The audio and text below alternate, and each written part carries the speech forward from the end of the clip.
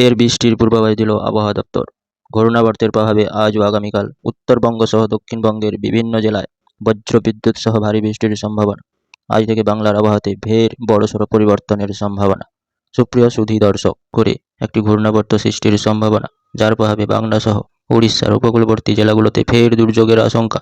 তো আসুন জেনে নিই আজকের আবহাওয়া দপ্তরের কী পূর্বাভাস রয়েছে।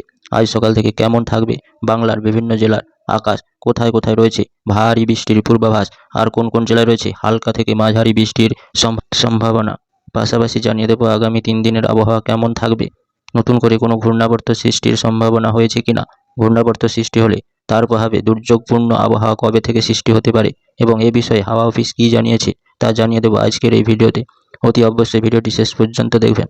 এই মুহূর্তে আপনি কোন জেলা থেকে দেখছেন তা অবশ্যই আপনার জেলার নাম ভিডিওর কমেন্ট বক্সে লিখে জানাবেন। তো প্রিয় দর্শক, আসুন শুরুতে জেনে নেব আজকের আবহাওয়া সকাল থেকে কেমন থাকবে এবং সারাদিন কোথায় কেমন থাকবে, কোথায় কোথায় ভারী বৃষ্টি, কোন কোন জেলায় হালকা থেকে মাঝারি বৃষ্টি, আর কোথায় কোথায় দমকা হাওয়া বয়ে যাওয়ার সম্ভাবনা রয়েছে এই মুহূর্তে উপগ্রহ চিত্রে আমরা দেখতে পাচ্ছি।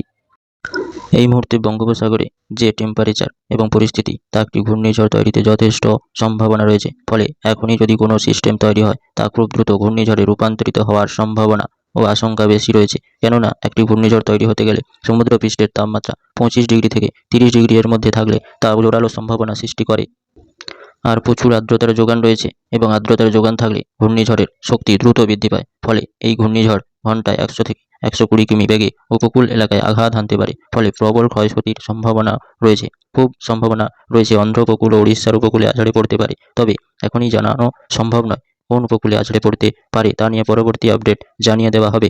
তার জন্য আমাদের এই চ্যানেলটিকে সাবস্ক্রাইব করে দেবেন। তো প্রিয় দর্শক, আজ এই পর্যন্ত, পরবর্তী আপডেট জানিয়ে দেওয়া হবে।